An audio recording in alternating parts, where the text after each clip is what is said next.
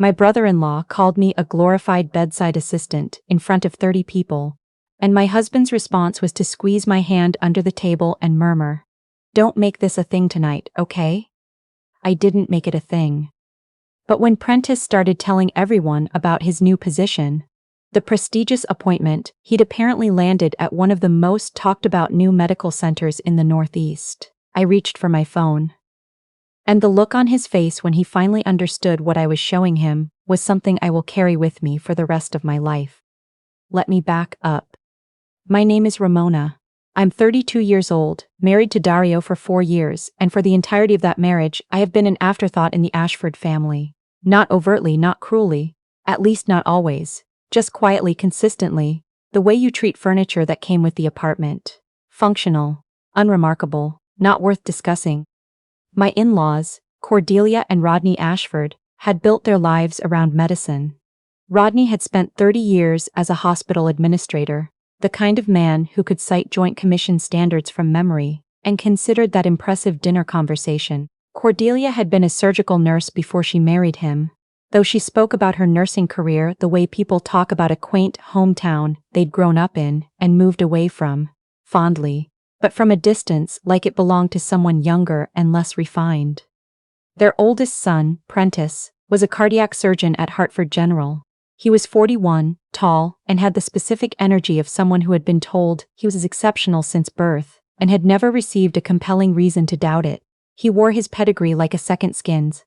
Yale undergrad, Johns Hopkins for med school, fellowship at Brigham and Women's. He name-dropped institutions the way other people name-drop restaurants. And then there was Dario, my husband.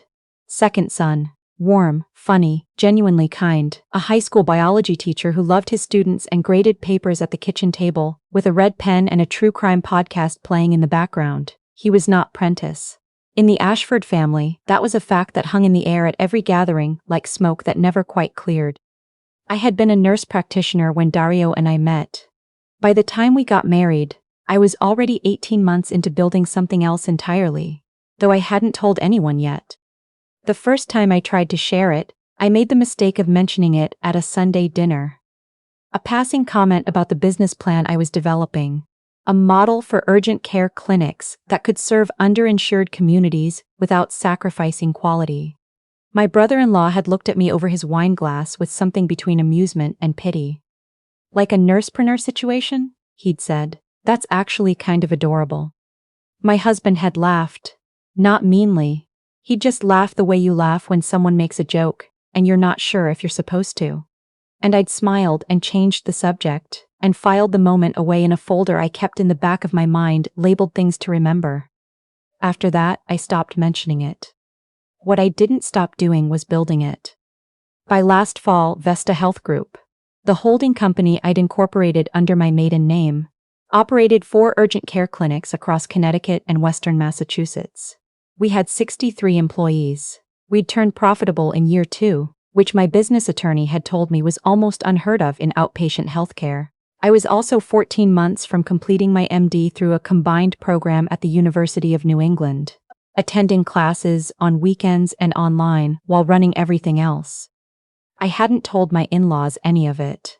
I hadn't even told my husband the full scope until 8 months ago, when he found a set of financial statements on my desk and sat down at the kitchen table with the kind of expression you make when you open a door and discover the room is twice as large as you expected. He'd asked why I hadn't told him. I'd asked if he remembered laughing at the nursepreneur comment. He went quiet for a long time after that. My in-laws' 30th anniversary party was held on a Saturday in October at their house in Avon, a colonial with 4 bedrooms, a finished basement, and a backyard that my mother-in-law had spent the better part of a decade landscaping into something she could be photographed in front of. The guest list was around 30 people, old family friends, a couple of my father-in-law's former colleagues, my brother-in-law and his fiancée, and us. I wore a deep green dress I'd bought at a boutique in Farmington. It was not expensive. I had the money to buy something expensive. I just didn't feel like announcing myself that way to a room full of people who had already decided what I was. My husband drove. He was quiet on the way over, his hands easy on the wheel, and when we pulled into his parents' driveway, he looked at me and said, "It'll be fine." I didn't respond. It was not fine. It started the way these things always started. Pleasantly enough, with wine and appetizers, and my mother-in-law giving me an efficient hug that lasted exactly as long as politeness required. My father-in-law shook my husband's hand and asked about his students. I got a nod and a Ramona, good to see you, and then he was already turning to refill someone's glass. My brother-in-law arrived 40 minutes in with his fiancée on his arm, wearing a blazer that cost more than my first car payment, and carrying the kind of ease that comes from never having doubted your place in a room. He moved through the party like he was the event, not the guest, kissing his mother's cheek, clapping his father on the back, greeting the older family friends by name. He got to me last. Ramona. He said it the same way every time, with a half-second pause before it, like he was consulting an internal directory to confirm my name. Good to see you. Still at the clinic? Still at the clinic, I said. He nodded with the generous, slightly distracted warmth of a man who considers your entire professional life a footnote. Good for you. Nursing is such important work. I smiled and excused myself to get more wine. Dinner was served around 7. The table was long and crowded, and I ended up across from my brother-in-law with my husband beside me, and one of my father-in-law's retired colleagues to my left. The conversation moved the way it always did at Ashford gatherings. Through my brother-in-law's recent cases, through hospital gossip I couldn't contribute to, through a sustained analysis of Hartford General's cardiac unit national ranking. I ate my salmon and asked questions when addressed, and tried to make conversation with the retired colleague about his grandchildren, because that was easier than sitting in silence. At some point, my brother-in-law turned to me with that particular smile he used when he was about to be generous. You know, Ramona, have you ever thought about going the NP to physician bridge route? Some programs are really excellent now. You'd be a good candidate, he said it kindly, the way you recommend a solid sedan to someone who's been taking the bus. I'm actually working on my MD, I said. He blinked. Oh, seriously, good for you. Which program? Combined track. Huh. He picked up his fork. That's actually not bad. A bit unconventional, but practical. He said the last word with a small nod, like he was bestowing a compliment, and went back to his salmon. I reached for my water glass and found my husband's hand on my knee under the table. Don't make this a thing tonight, okay? He murmured. I looked at him. He wasn't looking at me. He was looking at his plate. I moved my knee away from his hand. I had spent 4 years not making things a thing. 4 years of dinners where my work was reduced to the clinic. 4 years of watching my mother-in-law describe her sons at parties. Prentice is a cardiac surgeon at Hartford General, and Dario teaches biology, which he loves. With me nowhere in that sentence at all. 4 years of nursing is such important work from a man who believed important and impressive were synonyms. I was so tired of being quiet. But I stayed quiet, for now. The real moment came after dessert. My mother-in-law had served the cake. 3 tiers, buttercream, from a bakery in West Hartford. She'd been mentioning since the invitations went out. The plates were passed and the table settled into that post-dinner looseness where people push their chairs back slightly and conversations go wider. My brother-in-law leaned back and set down his fork.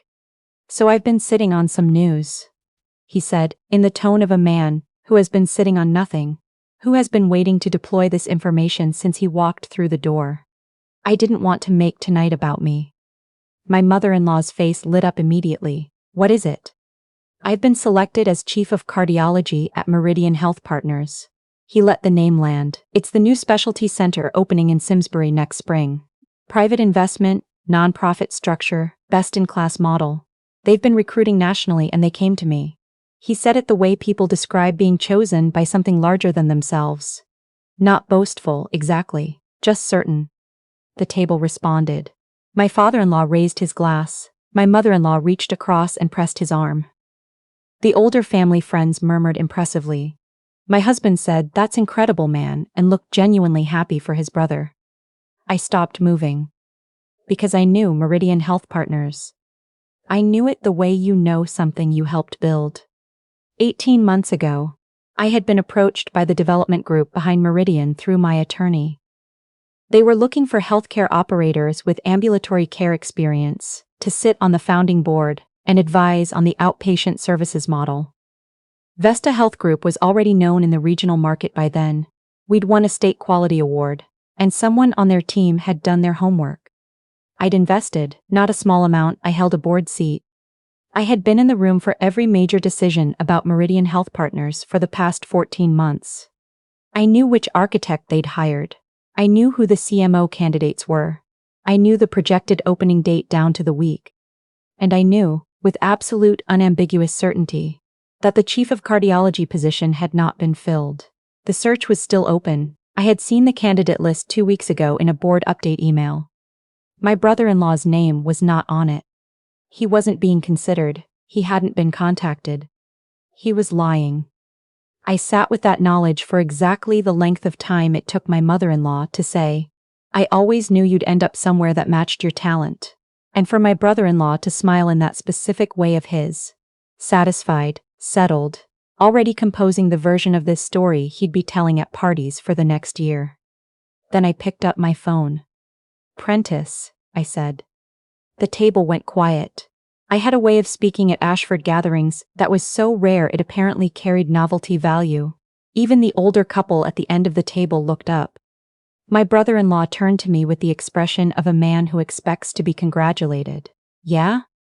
Which development group is behind Meridian?" I asked. My voice came out steady, almost conversational. "Northbridge Capital," he said, a little less certain now. "Why?" "And the interim CEO, is that still James Whitaker's team managing the build-out?" He paused, half a second. "Not much, but enough." "I think so, yeah. I've mostly been dealing with their recruitment lead." "Right."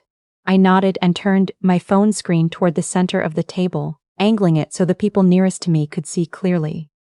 "I'm on the Meridian founding board," I said. "Have been for 14 months. This is the board update from 2 weeks ago." The email was open.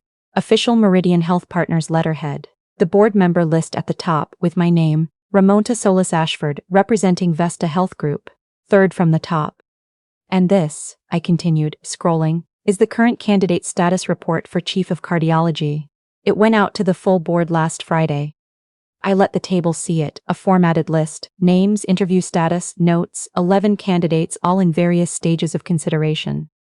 My brother-in-law's name was not on it at all, in any column. The silence that followed was different from any silence I had ever heard at an Ashford dinner table. This wasn't the pause between topics, or the quiet that falls when someone says something uncomfortable. This was the kind of silence that happens when reality does something unexpected. When the scaffolding everyone has been standing on shifts and no one knows yet whether the structure will hold. My mother-in-law's hand was still on her wine glass. She wasn't moving it. My father-in-law had set down his fork.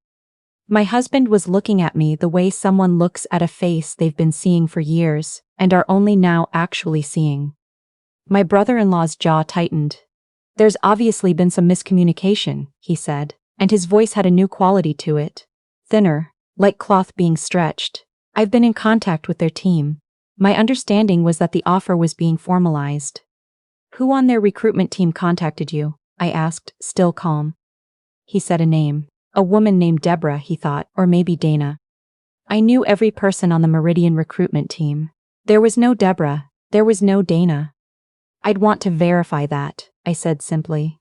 "Because I have no record of any outreach in the board communications, and for a department chief, the board would have been looped in before any offer went out." He looked at me with an expression I had never seen on him before. Not anger. He hadn't gotten to anger yet. What I saw was something closer to the feeling of stepping off a curb you didn't know was there. The specific helplessness of a situation you can't talk your way out of. "You sit on the board," he said. "I do." "Of Meridian?" "Yes."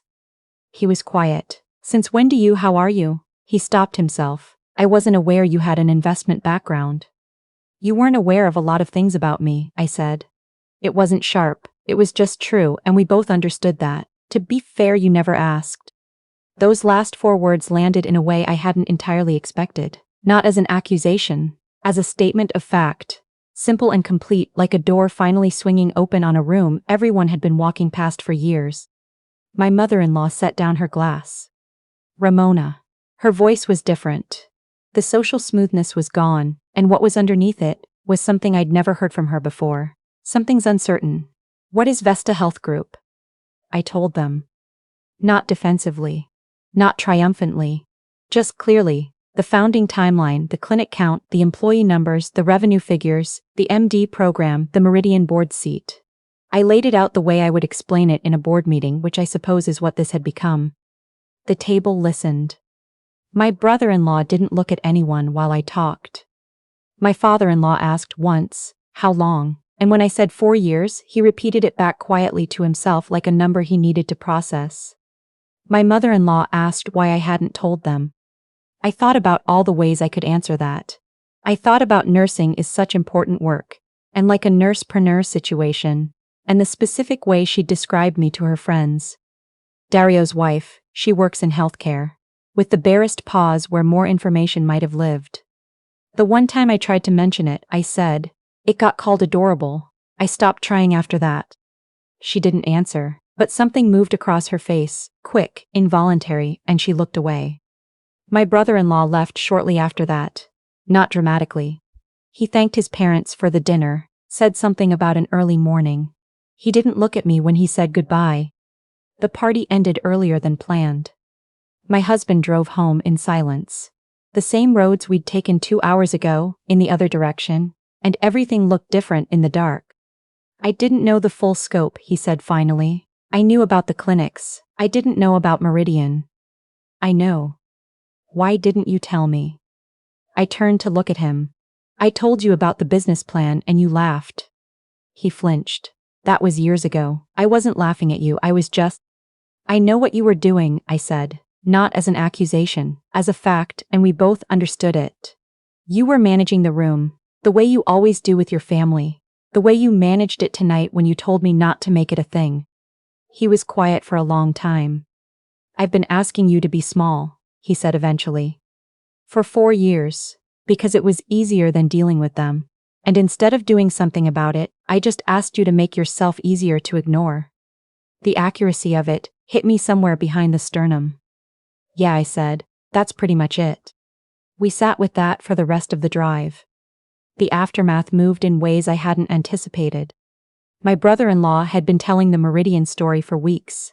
At Hartford General, at his golf club, in texts to old med school contacts. When the truth circulated, as these things do in professional circles, it moved quickly. There were consequences to his credibility that had nothing to do with me. My mother-in-law called 3 days later, not to defend him, not to smooth it over. She called to talk, which was something she and I had never actually done. She told me she had grown up in a family where her father was a physician and her mother was a nurse, and she had absorbed, without ever examining it, the understanding that one of those things was admirable and the other was essential but secondary. She had replicated that hierarchy without thinking. Without thinking was the phrase she used, and I believed her. Not because it absolved her, but because it rang true. She asked if she could know more about the clinics, about Vesta, about what I'd built. I said yes. My father-in-law was harder. He was a man who processed things slowly and privately, who came to conclusions through deliberation rather than conversation. But 2 weeks after the anniversary party, he appeared at one of our clinics, the one in New Britain, the busiest location, on a Tuesday afternoon and asked the front desk if he could speak to the founder. When I came out of the back hallway and he saw me standing there in my white coat, he stood up from the waiting room chair and looked at me for a long moment. I wanted to see it, he said. Is that all right? I gave him a tour. He asked good questions, detailed ones, about operations and patient flow and staffing ratios, hospital administrator questions, and somewhere in the middle of the supply room walkthrough, with the fluorescent lights humming overhead and the distant sound of the check-in desk behind us, he stopped and said, "You did something real here."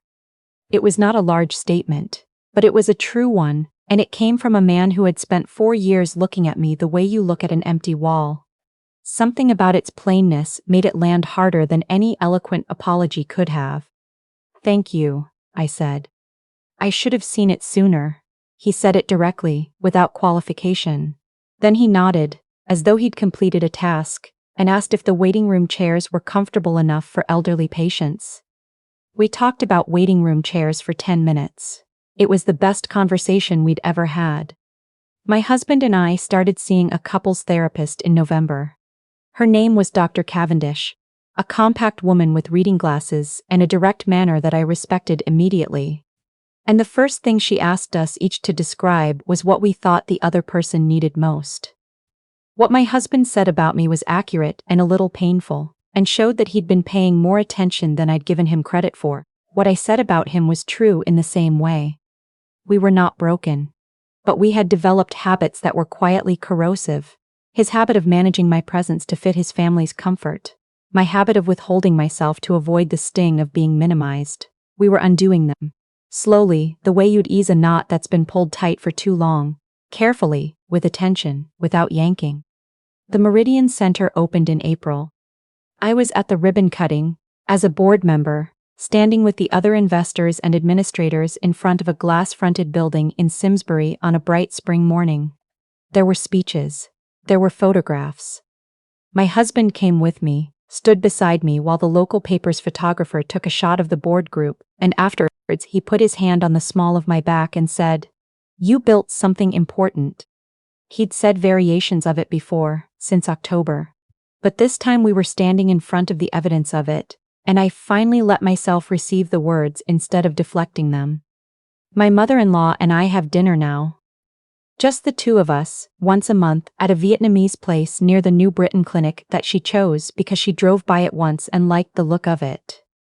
We talk about the business, about medicine, about what it was like for her when she was a surgical nurse in a hospital that treated nurses as an afterthought. We are building something new from parts that were never assembled before. It is imperfect, and a little uncertain, and the most honest relationship I've ever had with someone from that family. Last month, she told me that when she was young, she'd had a plan for her career that she'd let dissolve, because the people around her treated it like a small idea. "Don't let anyone do that to your plans," she said. I thanked her and didn't say that it had almost happened to me too. Almost. If I have learned anything from the years of being quiet, and the one night of finally not being, it's that silence is neither weakness nor strength until you decide what it's doing. I was silent for years because I was protecting myself from the low ceiling of other people's expectations. I thought I was rising above it. What I was actually doing was agreeing to live under it. The night I picked up my phone and showed my brother-in-law the board roster, I wasn't being dramatic. I wasn't making a scene. I was simply refusing, for the first time, to let someone use my work as a prop in their own fiction, without knowing whose work it actually was. That's not revenge. That's not even really triumph. It's just the truth. And the truth, I've found, doesn't need volume to land. It just needs to be said clearly, at the right moment, by someone who has finally decided they're done waiting for permission. I'm not waiting anymore.